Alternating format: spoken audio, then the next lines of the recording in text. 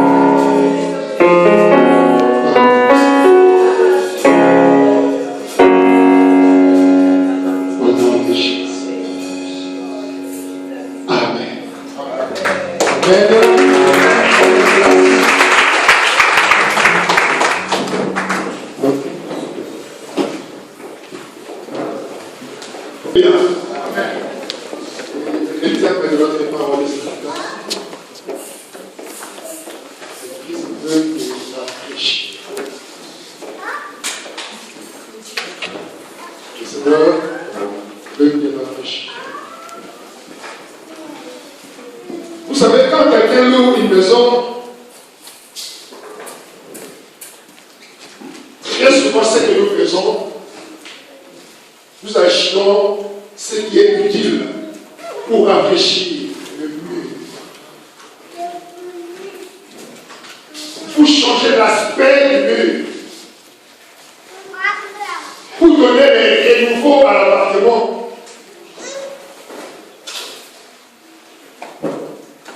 Pour changer l'aspect de l'appartement.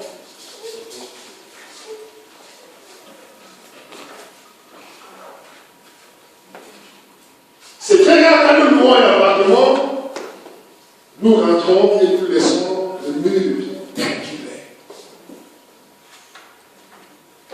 Car peut-être la personne qui me précédait aimait la couleur rouge et que moi j'aime le blanc.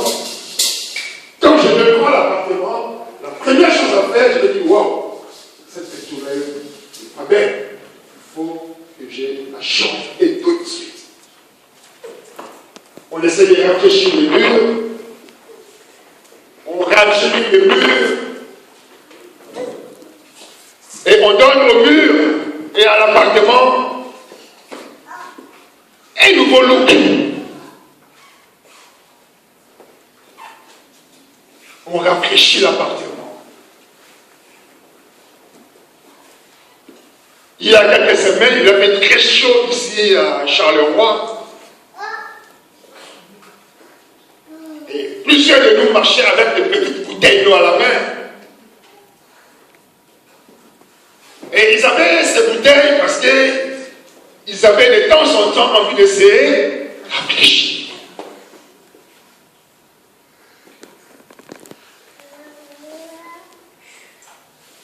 Et la parole de Dieu aussi ce matin est venue pour nous rafraîchir,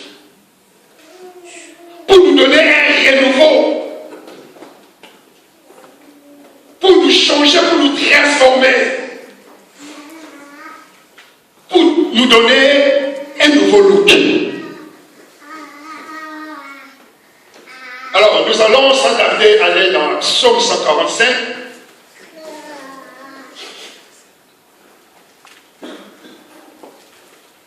Le verset 14 nous dit ceci,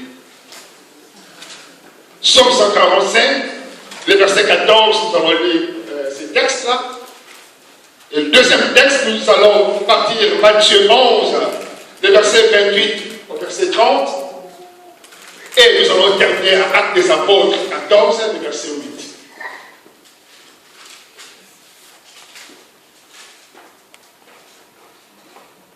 Matthieu 11, 28, 30.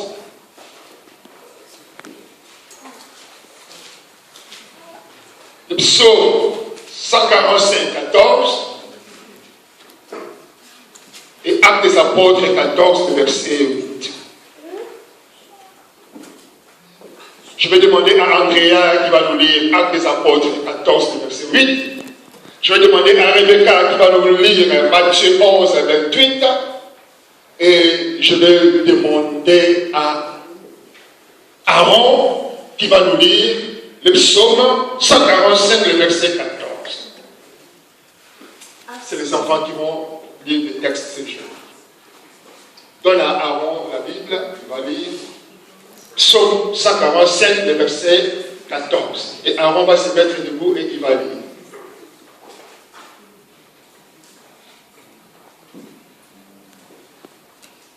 Mets-toi debout, Aaron, et tu vas lire.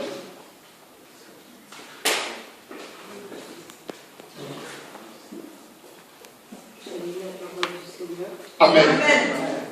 L'Éternel soutient tous ceux qui tombent et il redresse tous ceux qui sont courbés. Amen. Tu vas t'arrêter là. Alléluia. L'Éternel soutient tous ceux qui tombent et il redresse tous ceux qui sont courbés. Rebecca va nous lire Matthieu 11, 28 à 30. Je lis la parole du Seigneur. Amen. Venez à moi, vous tous qui êtes accablés, sous le poids d'un lourd fardeau, et je vous donnerai du repos. Continue. Prenez mon joug sur vous et mettez-vous à mon école, car je suis doux et humble de cœur, et vous trouverez le repos pour vous-même. Oui, mon joug est facile à porter, et la charge que je vous impose est légère. Amen. Amen. Alléluia.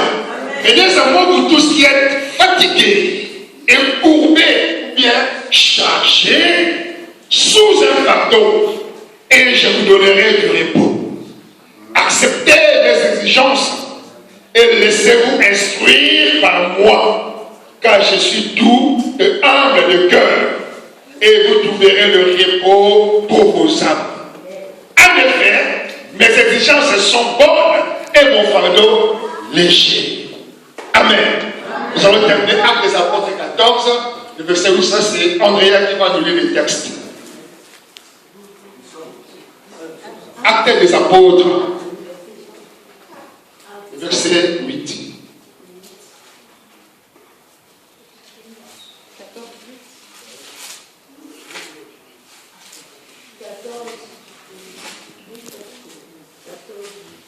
Je lis la parole du Seigneur. Amen. À Lystre se tenait assis un homme, un pote des pieds, boiteux de naissance et qui n'avait jamais cherché. Continue. Il n'avait jamais marché. Il écoutait parler Pierre, Paul. Et Paul, fixant les regards sur lui et voyant qu'il avait la foi pour être guéri, dit d'une voix forte: Lève-toi, droit sur tes pieds. Et il se leva d'un bond et marcha. Amen. Amen. Alléluia. La Bible nous dit ceci. À Lystre se tenait assis un homme impotent des pieds, ou bien un homme paralysé, boiteux de naissance, et qui n'avait jamais marché. Cet homme n'avait jamais marché. Il écoutait parler Paul. Et Paul fixa les regards sur lui. Et voyant qu'il avait la foi pour être guéri, dit d'une voix forte: Lève-toi. Lève-toi droit sur tes pieds. Et il se leva d'un bond et marcha. Alléluia. Amen. Bien-aimé, le Seigneur veut te parler ce matin par rapport à ta vie. Aucun homme n'a le pouvoir de lire ce qui est écrit sur nos cœurs. Mais Dieu connaît nos cœurs. Dieu voit nos vies. Le Seigneur connaît les fardeaux que nous portons. Le Seigneur connaît nos douleurs. Il connaît très bien nos souffrances. Il connaît nos souffrances présentes, comme il connaît nos souffrances aussi futures. Dieu nous connaît mieux que nous-mêmes. Et, mes bien-aimés, quand nous lisons les textes de Psaume 147, le verset 14, la Bible nous dit ceci: l'Éternel soutient. Le Seigneur soutient tous ceux qui tombent. Le Seigneur les soutient. Et elle continue, elle nous dit ceci: il redresse tous ceux qui sont courbés. Le Seigneur, c'est notre soutien. soutient. Il nous soutient.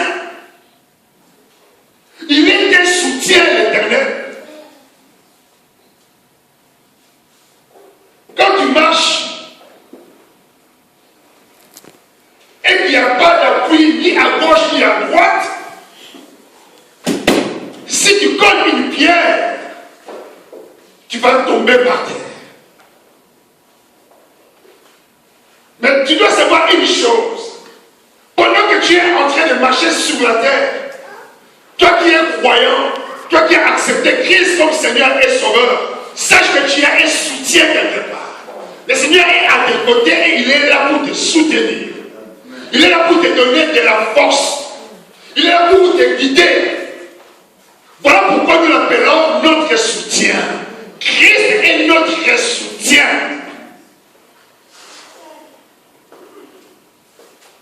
Pendant que tu voulais tomber, peut-être dans la Bible, voilà ton âme et ton corps étaient en train de partir. Le Seigneur, il vient avec sa puissance, il tend sa main, il tend son bras et il te tient. Il dit, tu ne tomberas pas. Viens avec moi. Et le Seigneur te relève. Alors ici, la Bible dit ceci, l'Éternel soutient ceux qui sont tombés. Là, on peut comprendre qu'il y a beaucoup de choses. Il y a les frères et ceux qui sont tombés dans le péché. Le péché est venu les rencontrer et ils sont tombés. Mais le Seigneur ne veut pas que tu restes dans cet état du péché. Ce matin, le Seigneur veut que tu te relèves. Que tu quittes l'état du péché en sachant très bien que tu as un soutien. Et ce soutien-là vient de l'Éternel lui-même.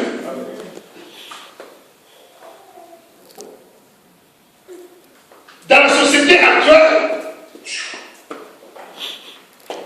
regardez, peut-être autour de nous connaissons des gens, à cause d'un péché, aujourd'hui ces personnes sont rejetées. Ils ont commis un péché, peut-être c'est le vol. À cause de ce vol, aujourd'hui, sa relation avec sa famille est détruite. Sa relation avec ses amis brisée. Seulement parce que le frère a commis un péché. Seulement parce que la soeur a commis un péché, aujourd'hui cette personne est rejetée. La personne n'a plus de soutien. La personne est abandonnée. La personne est seule. Mais toi, ce matin, le Seigneur te dit ceci. Quel que soit ce péché, le Seigneur te tend encore la main. Le Seigneur te soutient. Lui ne t'abandonne pas comme ton entourage t'a abandonné. Le Seigneur ne te rejette pas comme ta famille t'a rejeté. Mais le Seigneur te tend encore la main. Il dit, il peut encore te soutenir. Il peut encore te relever. Voilà pourquoi le Seigneur ce matin, il veut te rafraîchir. Il a vu cet état de péché. Je parlais tout à l'heure du mur. Le mur est sale. Avant de rentrer dans l'appartement, on achète la peinture et on vient peindre le mur pour lui donner un aspect nouveau. Et ce matin, le Seigneur veut te donner un aspect nouveau. Le Seigneur veut te repeindre. Il veut te rafraîchir.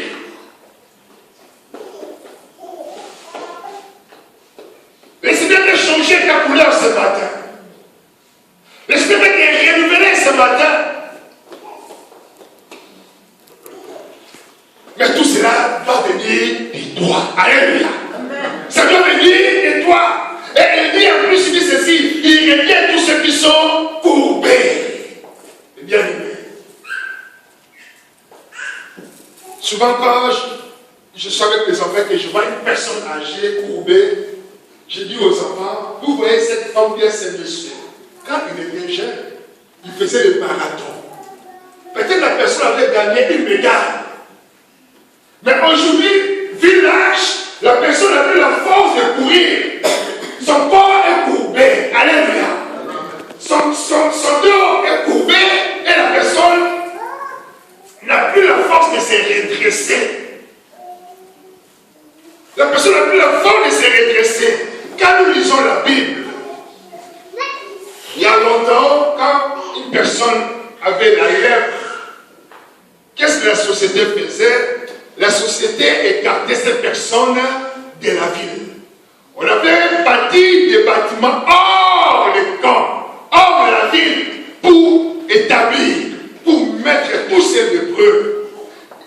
étaient éloignés des gens. Ils étaient éloignés des habitants. Et ces personnes, d'abord, elles étaient malades. 2, rejetées de la société. 3, je suis sûr, la situation s'empirait. Parce que quand quelqu'un est malade, la personne attend le soutien de sa famille. Mais toi, tu es malade, ta famille te rejette. Ta famille te met hors de la maison. On va te jeter dans un petit coin où tu es seul. Alors, quand tu es seul, qu'est-ce qui peut arriver? Ta situation va s'empirer. Tu vas continuer à te courber, peut-être jusqu'à la mort. Mais ce matin, le Seigneur est venu encore pour nous dire ceci. Toi qui es courbé par peut-être la maladie, tu es courbé par les inquiétudes, tu es courbé par les épreuves, car ces épreuves sont pesantes. Ces inquiétudes sont pesantes. Cette maladie est lourde. Le Seigneur ce matin, il vient encore vers toi pour te dire qu'il te soutient dans cet état de maladie. Regarde bien aimé. Peut-être qu'il y a autre fois, tu connaissais quelqu'un qui avait le sida. Il était ton ami, cette personne. Avant que tu saches que la personne a le sida, il était ton pote. Vous étiez en permanence ensemble. Mais regarde un peu depuis que tu as appris qu'il a le sida. Est-ce que tu le vois encore? Sois fort. Est-ce que tu peux encore partager le même avec la personne? Sois fort. Est-ce que tu peux dormir sur le même lit avec la personne? Sois fort. Aujourd'hui, la personne qui était hier ton ami, à cause du sida, à cause de la maladie, t'as dit, toi et moi, c'est fini. Moi, je ne peux pas côtoyer les gens qui ont le sida. Pourquoi? J'ai peur d'être contaminé. Tu as rejeté ton ami qui est malade.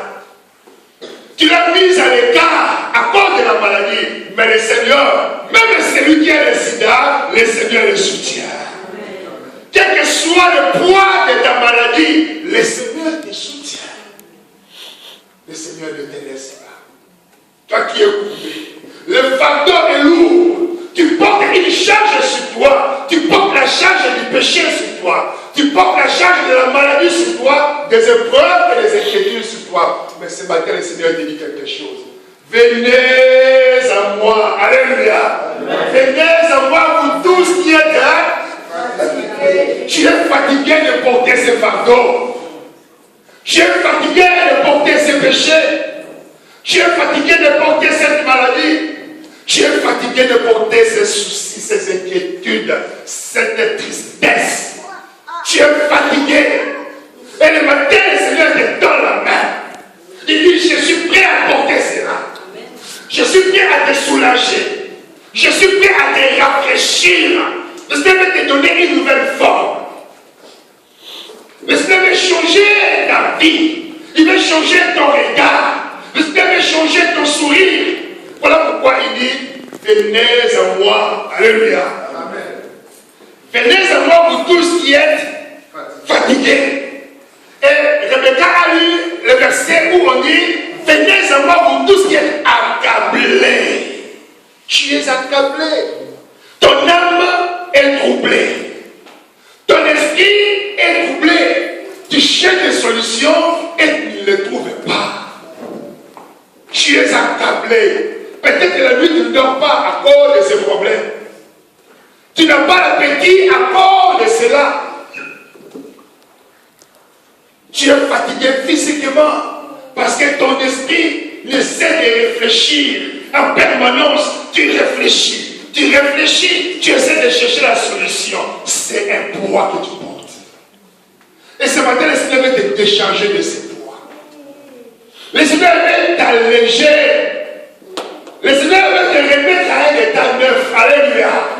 À un état neuf. De plus en plus tu es courbé, de plus en plus tu prends des lâches. De plus en plus ça ne va pas. Oh, le Seigneur, lui, il va te redresser. Il va te remettre droit. Voilà pourquoi il te dit, viens, donne-moi ces fardeaux. Donne-moi le poids que tu portes. Donne-moi tes inquiétudes. Donne-moi tes soucis. Donne-moi ton problème. Donne-moi tes péchés.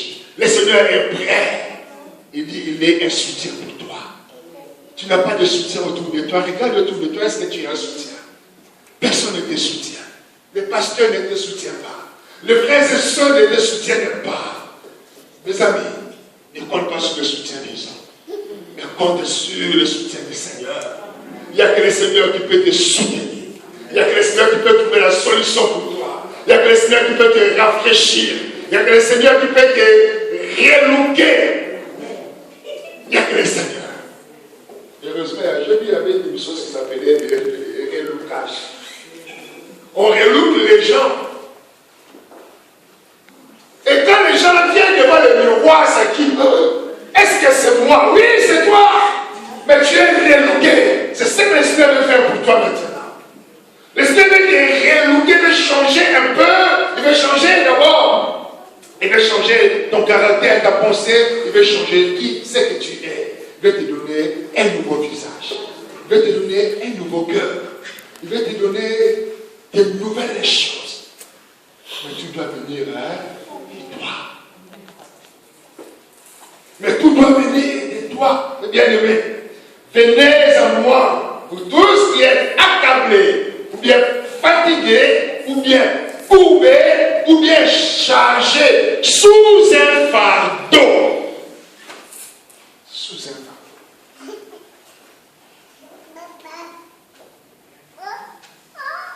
Je conduisais les enfants à l'école. Qu'est-ce que je vois? Jotam avait son sac au dos. Il a pris son sac au dos, il est monté dans la voiture, mais son sac au dos derrière. Je dis, mais Jotam, tu es dans la voiture. Tu as un fardeau là. Sur ton dos, tu as un fardeau. Retire ton fardeau, mets ça dans le coffre, comme ça tu seras allégé. Et c'est ça que le Seigneur veut te faire ce matin. Amen. Tu as un fardeau sur ton dos.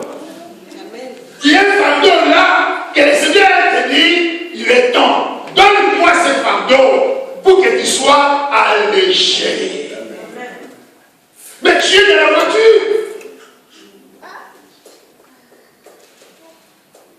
Tu es dans la voiture et tu portes encore la charge. Mais tu es dans la voiture du Seigneur.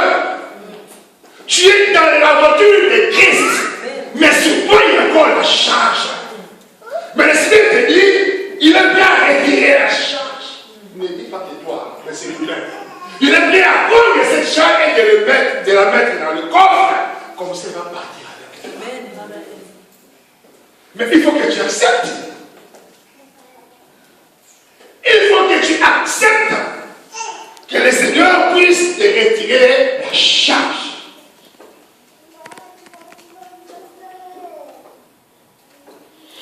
Il faut que tu acceptes. Parce qu'il y a certaines personnes qui préfèrent peut-être la situation.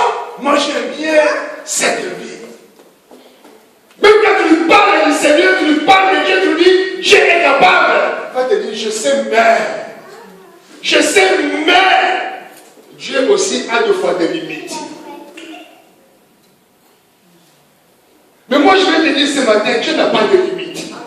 C'est un Dieu tout puissant. Tout est possible à ce Dieu. Ton fardeau n'est pas plus grand que Dieu. Quel que soit le nombre d'années que ce fardeau est avec toi, Dieu est capable ce matin de retirer ce fardeau. Et de te rendre léger. Dieu est capable.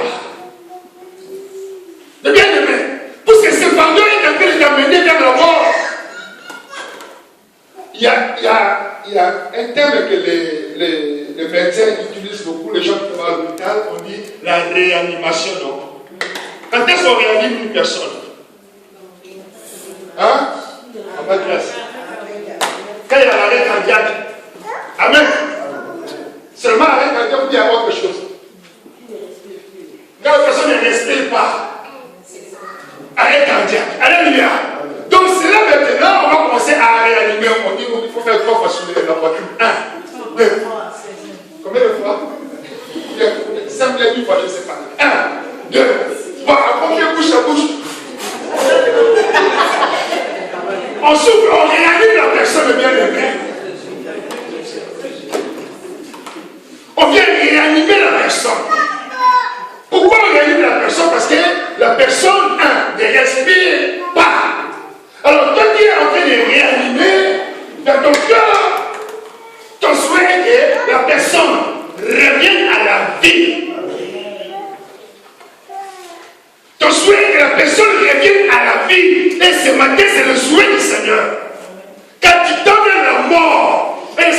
de te réanimer. Le Seigneur veut te réanimer ce matin afin que tu reviennes à la vie.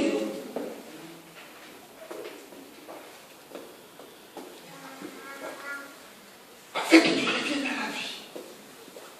Mais laisse le Seigneur te faire bouche à bouche. Laisse-le le faire. Comme ça, il va souffler son souffle dans ta bouche.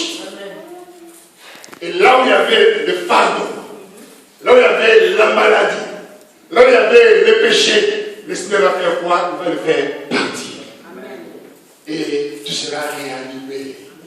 Et on vient te rendre visite sur ton lit. On va dire, hé, le Seigneur est bon. Amen. Pourquoi tu es en train de porter ton fardeau tout seul? Et pourtant tu es dans la voiture de Dieu. Et pourtant tu as la parole de Dieu dans la main. Et pourtant tu écoutes la parole de Dieu. Tu es dans sa voiture. Mais ton fardeau est là. Pourquoi le bien-aimé, le fardeau ne part pas? Je vais vous dire pourquoi. Pourquoi ton fardeau ne part pas? C'est simple. C'est très simple. Nous avons le fardeau. Tu portes le fardeau, tu as prié, peut-être tu as jeûné, mais le fardeau est encore là. Pourquoi? C'est une raison.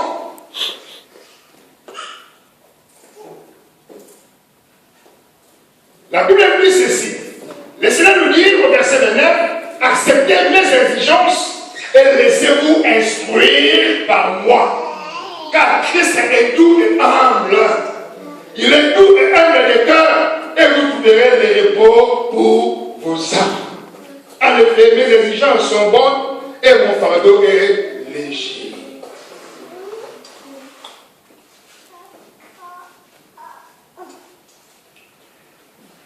Le Seigneur, ce qu'il nous demande, c'est d'abord quoi? C'est l'obéissance. Alléluia. L'obéissance. N'est-ce pas la Bible ceci? L'obéissance au mieux qu'il est sacrifice. Obéir à Dieu. On doit obéir à ce que le Seigneur nous dit de faire. C'est ça ses exigences. L'obéissance. Obéissez à l'Éternel. Tu dois obéir à Dieu. Car s'il n'y a pas l'obéissance, si on n'obéit pas à l'Éternel, nos fardeaux seront toujours là. La première qualité d'un chrétien, c'est l'obéissance. On doit l'obéir. On doit obéir à Dieu. Car un parent dont l'enfant n'obéit pas, ces parents-là se fâchent contre l'enfant. On doit obéir à Dieu. On doit écouter ce que Dieu nous dit de faire. Et on doit faire ce que Dieu nous demande, l'obéissance. Vaut mieux que le sacrifice. Non, moi je n'obéis pas à Dieu, mais je vais remplir ce panier. Pour Dieu, ça ne sert à rien. Ça ne sert à rien. L'obéissance. Obéir à Dieu. Quand Dieu me dit de pardonner mon frère, est-ce que moi je pardonne? Obéir à Dieu. Quand Dieu me dit ceci, de partager ma nourriture avec celui qui a faim, est-ce que je le fais? Obéir à Dieu. Quand Dieu me dit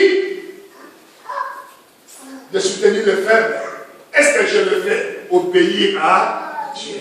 Quand Dieu me dit de prier, est-ce que je le fais? Obéir à Dieu. L'obéissance.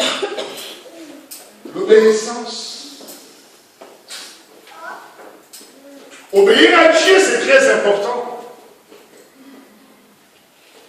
Et le Seigneur nous dit d'accepter. Accepter ses exigences. Accepter ce que le Seigneur nous déclare. Et laisse-toi instruire. Laisse-toi enseigner. Laisse-toi conduire. Laisse-toi diriger par le Seigneur.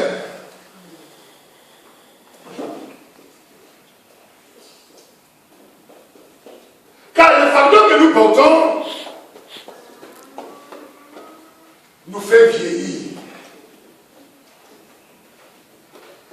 savez, dans la nature de femme, une femme qui a 50 ans, bien 60 ans, qui croise quelqu'un, et la personne lui dit, je vous donne, la femme qui a 60 ans et qui croise quelqu'un, et la personne lui dit, je vous donne 80 ans. Est-ce que c'est important? Hein? Est-ce qu'elle sera contente?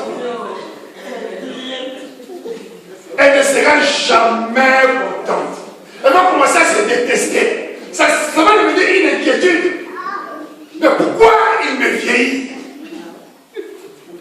Est-ce que je parais vieille? Qu'elle va rentrer chez la première chanter sur le miroir? Est-ce que c'est vrai? Ou bien c'était pour me faire du mal?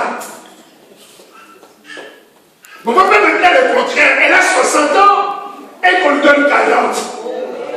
Ah, j'ai compris. Alléluia.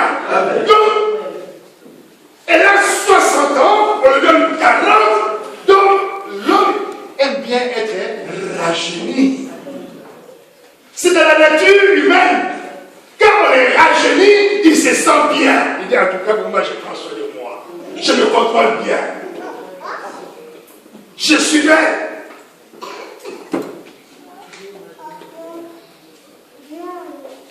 Et le Seigneur aussi veut te rajeunir. Parce que les fardeaux que tu portes te vieillit. Et ce matin, le Seigneur veut te rajeunir. Mais comment, mes bien-aimés? On va aller dans un des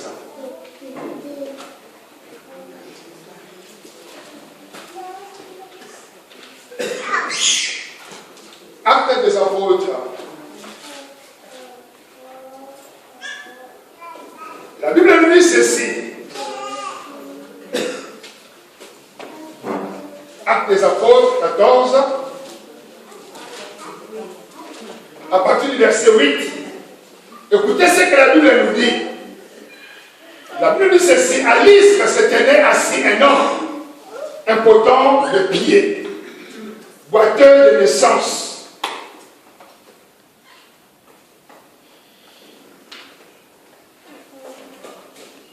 Et qui n'avait jamais marché. Il écoutait parler Paul. Cet homme qui avait des difficultés pour marcher, cet homme qui était boiteux de naissance, la Bible dit ceci, cette personne n'avait jamais marché. Car elle était courbée. Elle avait un fardeau sur lui, la maladie. Et Paul était à l'Istre en train de parler de la puissance de Dieu. Pendant qu'il parlait, cet homme le regardait Paul. Il le regardait et il écoutait. Alors la Bible dit ceci.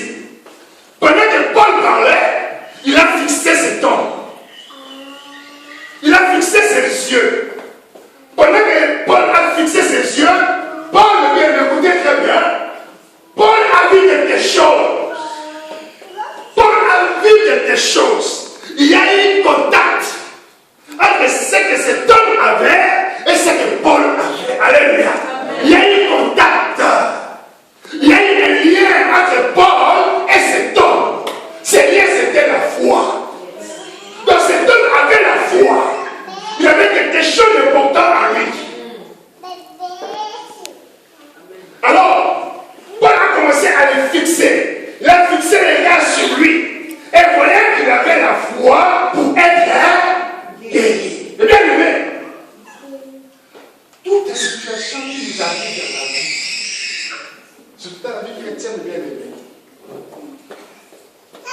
si nous avons besoin de la délivrance, tout doit venir de moi-même. Alléluia.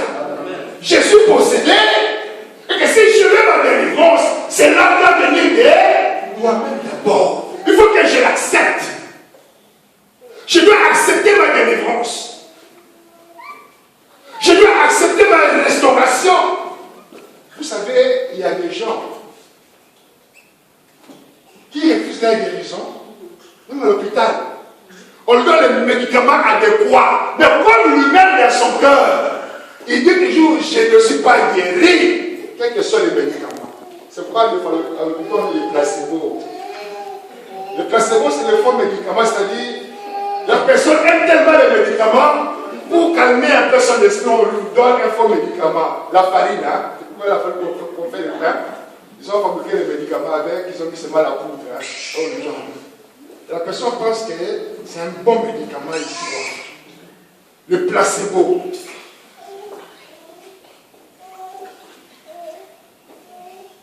Donc, toute ta délivrance, si tu souhaites une délivrance de bien-aimé, il est très important que ton cœur d'abord l'accepte. Tu dois l'accepter d'abord. Alors, Paul a regardé cet homme, il a vu que cet homme avait la foi pour être guéri. Mais il y a longtemps que cet homme était malade. Il y a longtemps que cet homme était boiteux. Il y a longtemps qu'il avait l'infirmité. Mais ce jour-là, il s'est passé quelque chose.